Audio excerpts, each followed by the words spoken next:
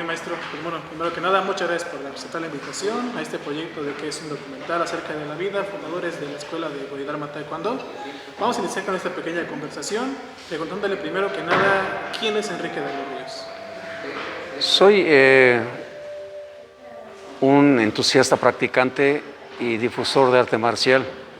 Tengo 52 años en el ambiente del arte marcial. Obviamente en 1968 que me inicié a invitación de mi hermano mayor, Felipe de los Ríos Castillo, quien no tiene ningún grado de arte marcial. Se quedó en cinta blanca y jamás quiso hacer un examen, jamás. Entonces todo lo contrario para mí. Empecé a practicar en octubre de 1968 de una manera doméstica.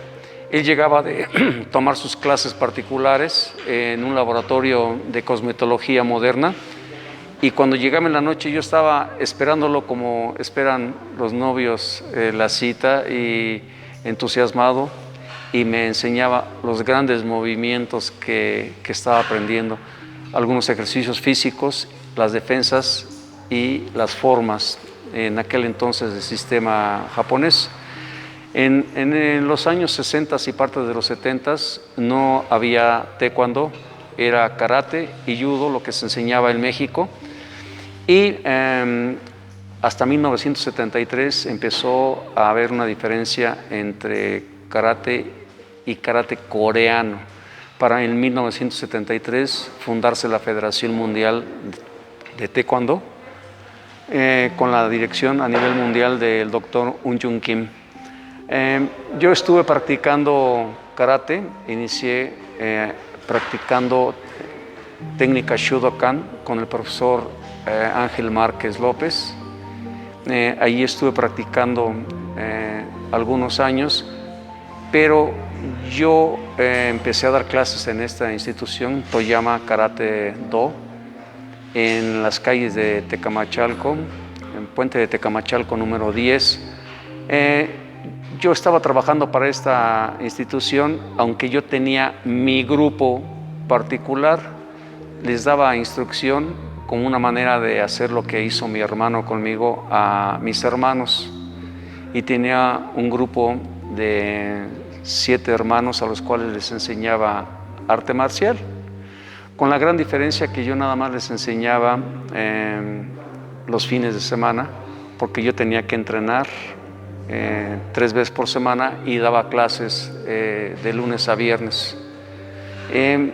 Así me fui adentrando en el arte marcial hasta que empecé a viajar y darme cuenta que iba a cambiar el arte marcial en el mundo, que el karate, si no era oficial a nivel mundial, estábamos enseñando ciertas mentiras o ciertas modificaciones, pudieran ser positivas, pero no eran mundialmente reconocidas. Viajé a España y me di cuenta que el arte marcial del futuro era el taekwondo. Tuve el atrevimiento de sugerirle a mi maestro que teníamos que enseñar algo diferente. Yo me convertí en un enamorado del arte marcial, en un apasionado. Me sentía privilegiado, sentía como si hubiese descubierto la fuente de la vida eterna, ¿no? Entonces, así me sentía emocionado. Empezaba yo a hacer un kiap diferente. En mi escuela en Toyama gritaban ¡Hit! Y mi grito era libre, porque para mí el grito era una unión de cuerpo, mente y espíritu. Entonces, no somos iguales.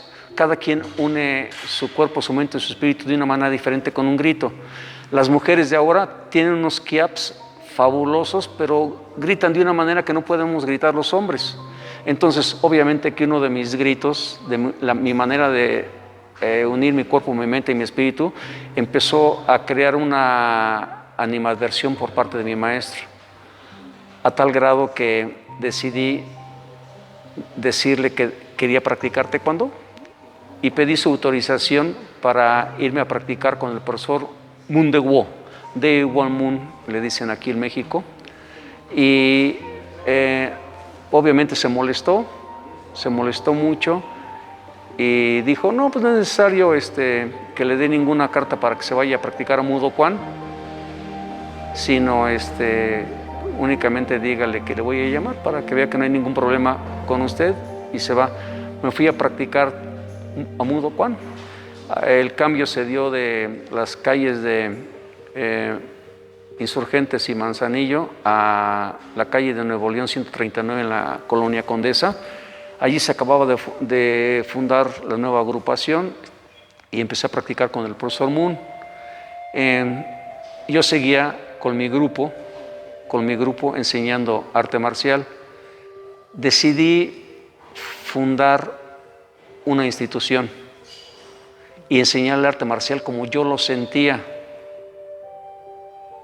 Y quise ponerle un nombre a la institución significativo, porque lo más fácil para satisfacer mi ego hubiese sido ponerle De los Ríos Taekwondo Institutos o Escuela de Artes Marciales de los Ríos, pero quise ponerle algo más trascendental y empecé a investigar, estudiar y vi la gran relación que tenía Bodhidharma con el arte marcial en general. Entonces, pues dije, se va a llamar Bodhidharma por la trascendencia. Entonces, junto con mis alumnos, en aquel entonces ya era un grupito de, no nada más de mis hermanos, sino amigos de mis hermanos y amigos míos, y algunos seguidores de arte marcial japonés que se unieron conmigo y empezábamos a practicar los días sábados de 8 de la mañana a 1 de la tarde, clases de 5 horas. Y veíamos todo lo que tenía que ver, ¿no? En lugar de 2-3 horas a la semana, hacíamos 5 horas un sábado. Y empezamos a crear el escudo con ese gran significado que sentíamos. Obviamente el círculo rojo de la bandera japonesa era por mi esencia, por mis raíces japonesas, pero había la parte del taekwondo que yo amo, que veía como la proyección mundial, y es ahí que se ve la parte azul que simboliza también el arte marcial de la bandera coreana. Pero tenía yo el estudio y la necesidad de comprender que no nada más era la parte física, sino la parte espiritual, y empecé a sentir la necesidad de difundir el óctuplo de Buda, que son los valores y la forma correcta de comportamiento dentro y fuera de una escuela, incluso de una casa, de una familia. Los laureles, motivado por la gran enseñanza que recibí del profesor Moon, y son pues los laureles que simbolizan el triunfo, y Bodhidharma por el iluminado de los ojos grandes. La forma exterior, la circunferencia del escudo, las 3 comisuras, honradez, respeto y esfuerzo, también formaron parte de ese escudo, ¿no? Y fue como seguí practicando en diferentes escuelas, diferentes instituciones, y decidí tener la asesoría de un maestro. Desgraciadamente en México pues éramos los patitos feos, porque me conocían como practicante de karate, no practicante de taekwondo, pero qué bueno que yo sea cinta negra en karate. Llegué hasta un 4º dan de karate y decidí hacer taekwondo.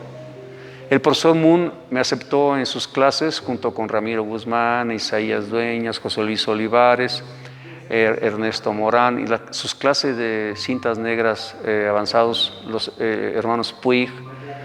Entonces me seguí practicando, pero yo seguía con mi proyecto independiente, hasta que hubo la necesidad de registrar a la escuela, registrarla.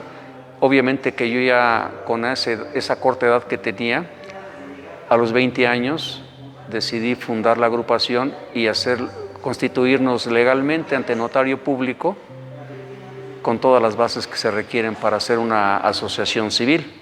Tenemos un registro en el cual yo soy presidente fundador por 99 años nada más. Entonces ahora afortunadamente tengo personas muy preparadas junto a mí, y ahora el profesor Luis Flores, por ejemplo, es presidente ejecutivo de Bodhidharma, y como somos más que compañeros de práctica, somos hermanos de arte marcial, no hay ningún problema y él lo está haciendo bien a nivel directivo, ejecutivo, ¿verdad? Entonces, ese fue el inicio del arte marcial en mi vida, ¿verdad?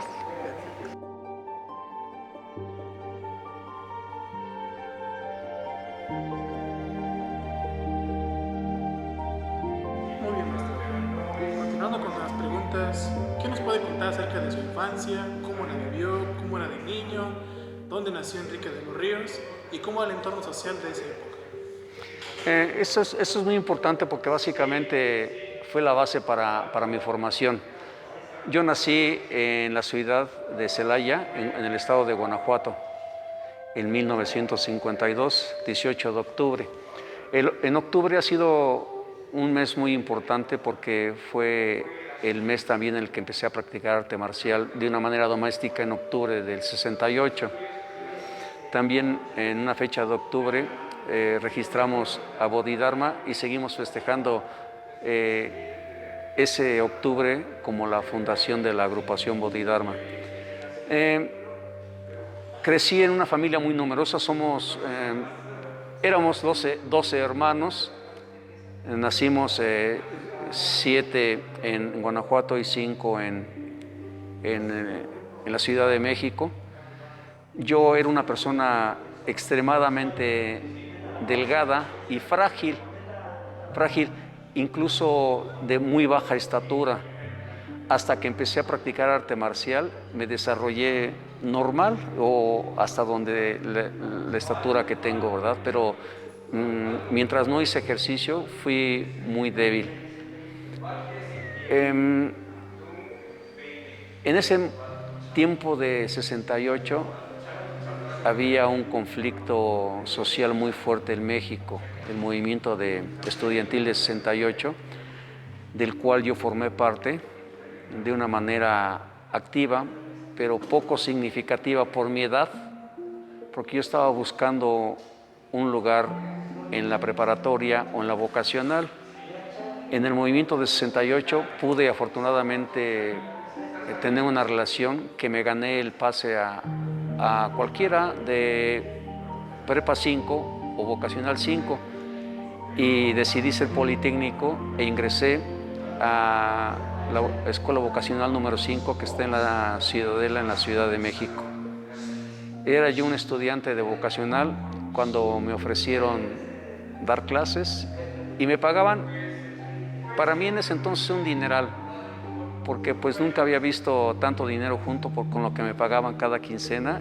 Me dijeron, vas a empezar a dar clases a los novatos, y yo pensé que me iban a cobrar por enseñarme a dar clases, y no, me estaban pagando 1,200 pesos a la quincena por dar clases. Cuando me dieron el sobre con 1,200 pesos, dije, ¿esto? Me dice el maestro Márquez, dice, bueno, ahorita está empezando. ¿Cuál? Dije, esto sí es muchísimo dinero, pero él pensaba que yo le estaba reclamando y me dijo, pues usted está empezando.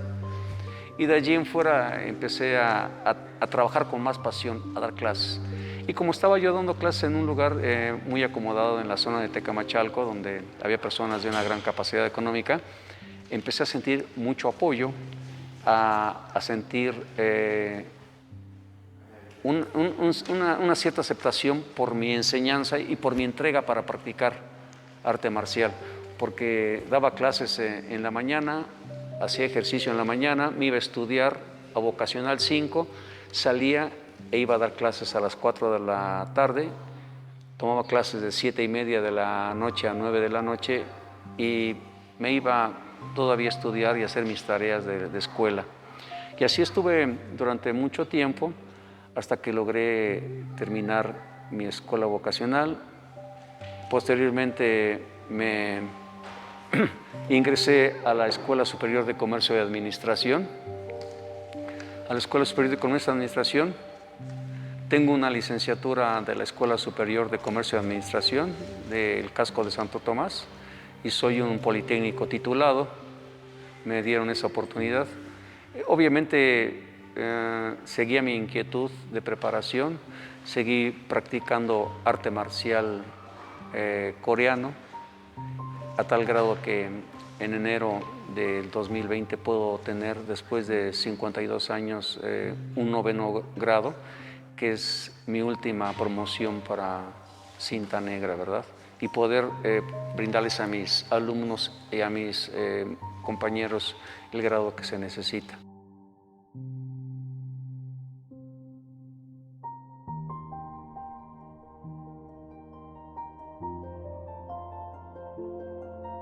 Muy bien, maestro. Y continuando con nuestra conversación, ¿cómo nos puede contar, ya una vez pasado lo que es su infancia? Nos ha comentado también cómo surgió su inquietud acerca de artes marciales.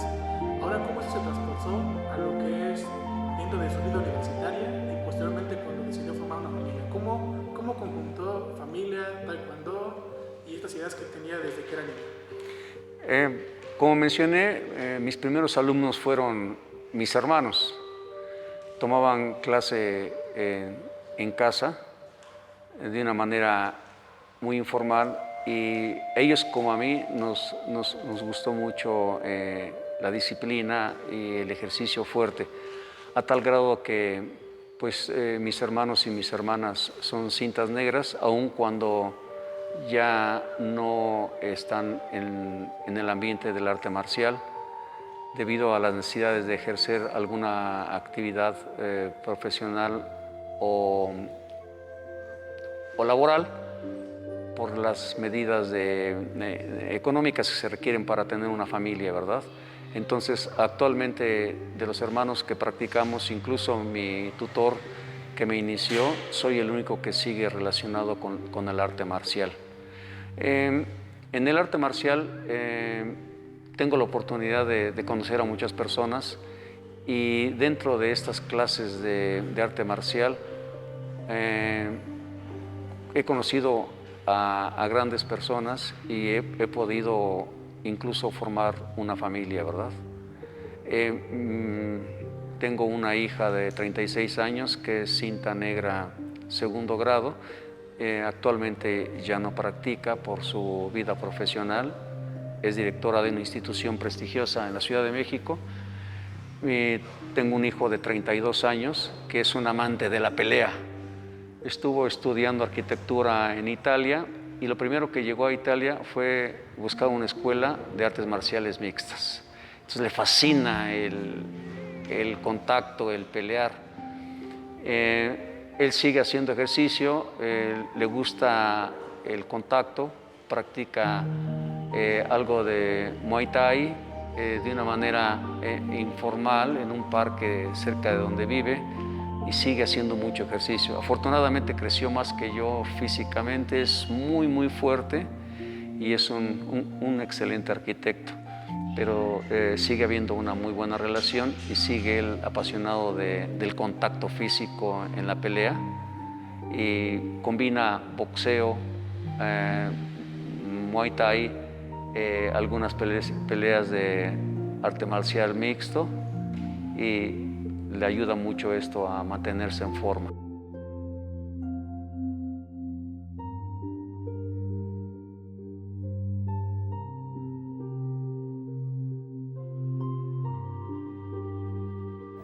No había una federación para cada arte marcial, entonces estábamos todos juntos. Obviamente nos dimos a conocer, éramos 117 peleadores que nos eliminábamos el sábado y quedábamos 8 para el domingo, y así fue durante varios años, porque nada más había uno y después 2 torneos al año que se organizaban. Posteriormente surge la Federación Mexicana de Taekwondo, que preside durante muchos años Mudo Kwan. Entonces los demás que decidimos hacer taekwondo ya no estábamos de acuerdo con la forma de dirigir el arte marcial coreano, y queríamos cambiar a la federación, y hubo mucho rechazo porque yo formaba parte de la oposición de la federación, aun cuando había tenido muy buena relación con el profesor Moon y con todos los que dirigían la Federación Mexicana de Taekwondo. Y sentía o recibía yo un rechazo especial porque yo había continuado haciendo karate cuando todos se cambiaron de cintas verdes al taekwondo y yo no me cambié hasta que no fui cuarto dan. Entonces era un mayor rechazo. Aunque posteriormente fui de los pocos practicantes veteranos que tengo una cinta negra en karate y una cinta negra en taekwondo. Entonces, en aquel entonces, cuando era joven, lo veía como una estigmatización, así como si, oye, pues es que tú eres de karate. Incluso golpeo muy fuerte con las manos, pero también con las piernas. Entonces, por lo general en taekwondo no se golpea con manos tan fuerte como lo hacíamos y lo hacemos los que tenemos conocimiento de karate. E incluso el crecimiento de los nudillos pues es diferente una persona que practica taekwondo a unos que practicamos karate, ¿verdad? Entonces afortunadamente pude practicar karate y lo hice con gran pasión, así como ahora estoy enseñando taekwondo. Mi relación con los personajes del arte marcial coreano ha sido muy buena. Empecé a relacionarme con personas que tienen una muy buena relación en la Federación Mundial de Taekwondo. Dejé de tener una relación técnica y de escuelas con el profesor Moon y tuve una relación con el profesor Kenok Hyun Kim, que era directivo de la ITF, pero también la Federación Mundial de International Taekwondo Federation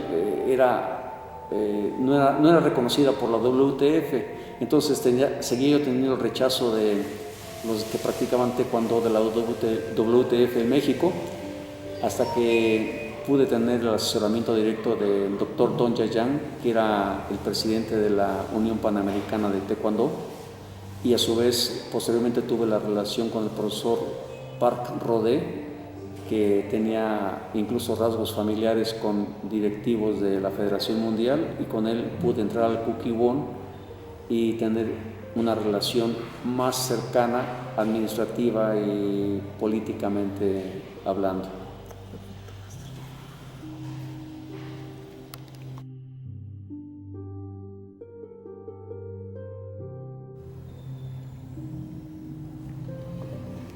Muy bien, maestro. Continuando con nuestras preguntas, ¿cómo fue el inicio de Bodhidharma en Naucalpan? ¿Cómo vio el lugar? ¿Cómo vio el nacimiento en esa escuela? Y posteriormente la difusión a diferentes lugares dentro de la institución, ya sean después de la salida de Naucalpan o dentro de, se había ya esa idea de llevar Bodhidharma a más estados. Como he comentado, Bodhidharma funcionaba de una manera paralela a mis actividades y relación y obligaciones con una institución como pudo haber sido Mudokan o Toyama Karate Dojo. Entonces, en 1974 decido fundar Bodhidharma de una manera formal y nos instituimos con la primera escuela de Bodhidharma en el municipio de Naucalpan, en el Estado de México. En este municipio, de 1974 a 1980, son 26 años que estuve dando clases allí. Obviamente que allí tomaron clase conmigo los maestros que actualmente están afiliados a la agrupación en Naucalpan. Y obviamente que lo que me llevó a tener incluso 500 alumnos en esta escuela. Dábamos clases en la mañana, en la tarde y en la noche. Daban clases mis hermanos y incluso un par de cuñados, esposos de mis hermanas, que también daban clases allí en la escuela. Y fui de las pocas escuelas que teníamos tantos alumnos, porque es una zona muy popular, pero también lo que he dicho es que la pasión es importante. Puede uno tener muchos conocimientos, facultades, pero si no tienes pasión por enseñar, no pasas de tener 10, 20 alumnos. Pero yo vivía para la escuela de Naucalpan. Pensaba en hacer deporte, en hacer arte marcial, en hacer un buen grupo, en tener amistades, El fin de semana, en lugar de estar descansando, llevaba a mis alumnos de alto nivel o de alto rendimiento, los llevaba a hacer campo. Hacíamos medio maratón el fin de semana y obviamente yo con ellos subíamos un lugar que se llama Los Cipreses, llevábamos hasta un ojo de agua corriendo y de regreso nos quitábamos los tenis y en el pavimento corriendo descalzos. Entonces debemos imaginar qué tipo de pies teníamos, cosa que pues ya con la edad ya no se puede, pero éramos muy fuertes de pies y de condición física, porque hacer medio maratón no cualquiera lo hace, ¿no? Entonces esa pasión es lo que distingue a una persona para lograr los objetivos en el arte marcial. Hay profesores que tienen una escuela muy chiquita, pero tienen bastantes alumnos porque la pasión es lo más importante al estar enseñando. Entonces, un instructor sin pasión es un comerciante, y comerciantes hay muchos. Y después de tantos años puedo tener el gozo y la alegría de que el producto de esa pasión que tuve cuando joven, la seguimos disfrutando ahora, ¿no? Cuando en lugar de tener compañeros de arte marcial tengo hermanos. Entonces, después de tantos años seguimos juntos, disfrutando triunfos, aprendiendo de derrotas, incluso de situaciones de muerte, ¿no? Hemos tenido algunos directivos, algunos accidentes de trabajo que hemos estado a punto de morir. Y hemos estado juntos y hemos seguido juntos, preocupados por el bienestar de los hermanos, ¿no? Sin ser hermanos de sangre, somos hermanos marciales, y llevo actualmente una relación más cercana con mis hermanos marciales que con mis hermanos carnales.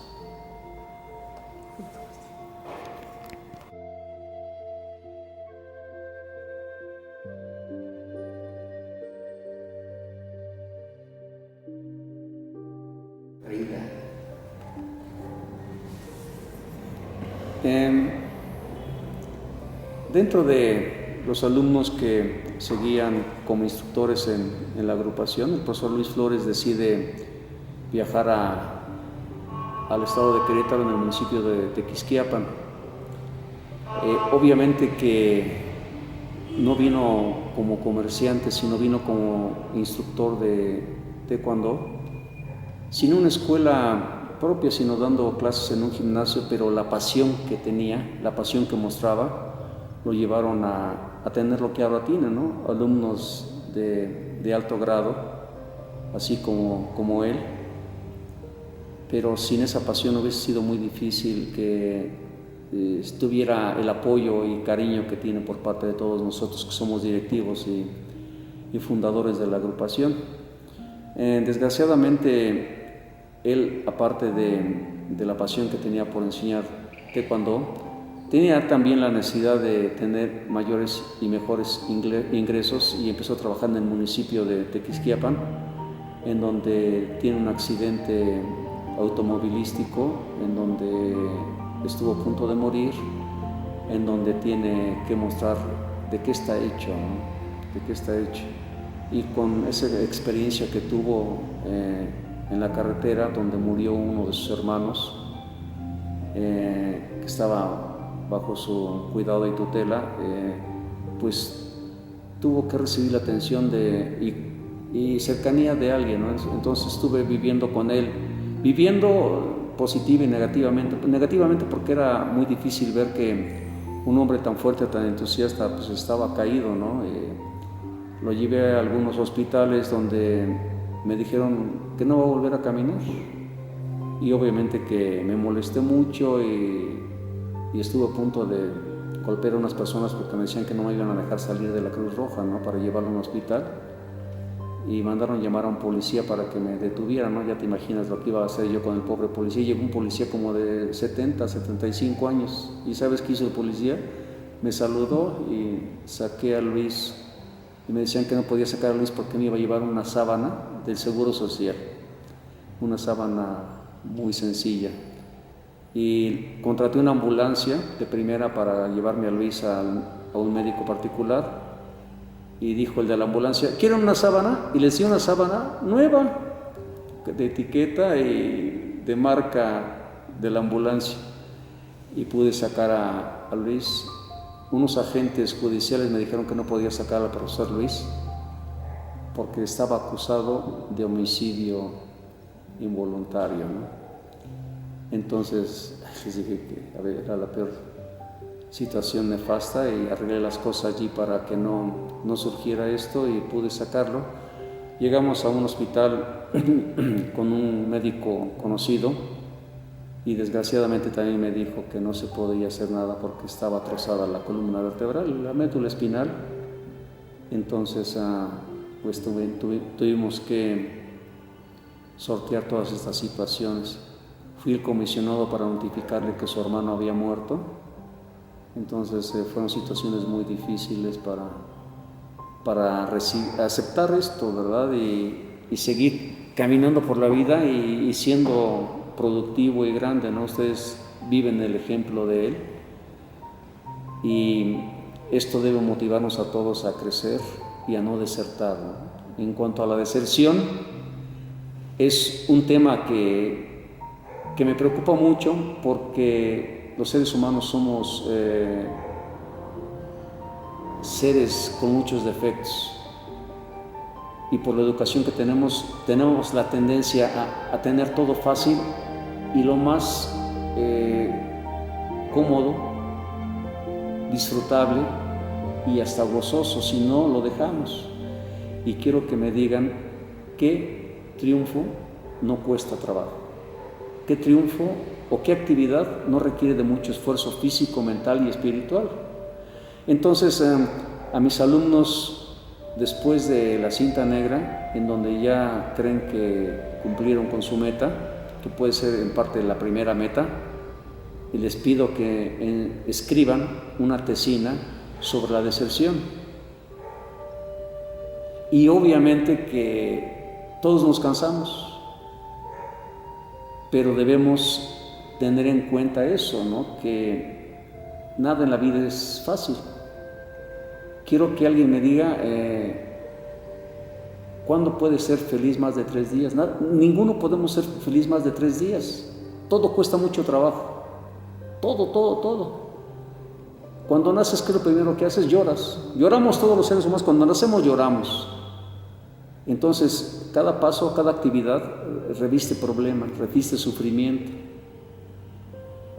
Y obviamente en el taekwondo, ustedes y todos los que hemos sudado y sufrido el piso de práctica, sabemos lo que es seguir practicando después de que en 3 años o 4 años nos han golpeado, hemos golpeado y hemos tenido un gran esfuerzo.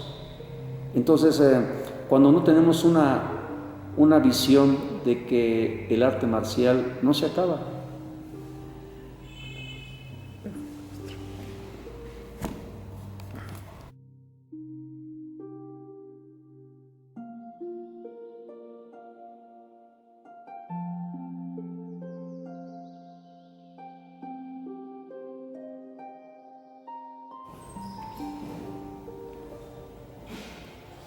Muy bien, maestro. Ya para terminar esta entrevista, ¿qué mensaje daría usted a las nuevas generaciones, aquellos que van iniciando, independientemente de su edad, sean chiquitos, grandes? ¿Qué mensaje les dejaría y cuál sería esa aportación del maestro Enrique de los Ríos hacia ellos? Eso es muy importante. Y como me dijo un guía espiritual, que si tengo una persona que me escuche, una persona que haya aprendido, se gana mucho. Yo estaba decepcionado porque estaba enseñando meditación Zen y de 20 alumnos cintas negras, buenos competidores, únicamente uno había entendido el mensaje.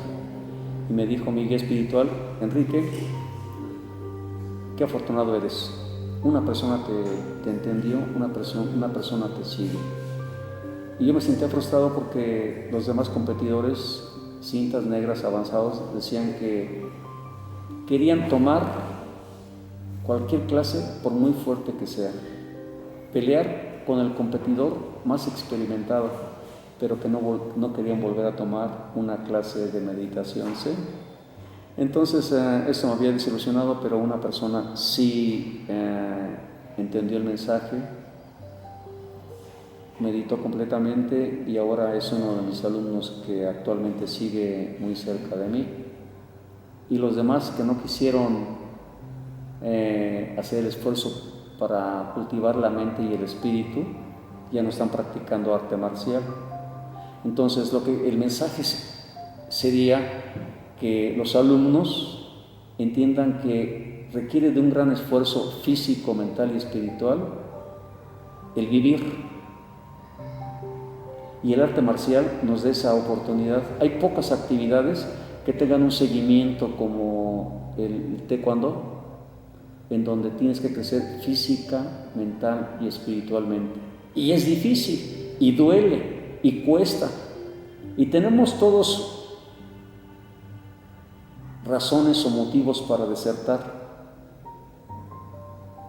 Pero yo no dejo que el alumno deserte.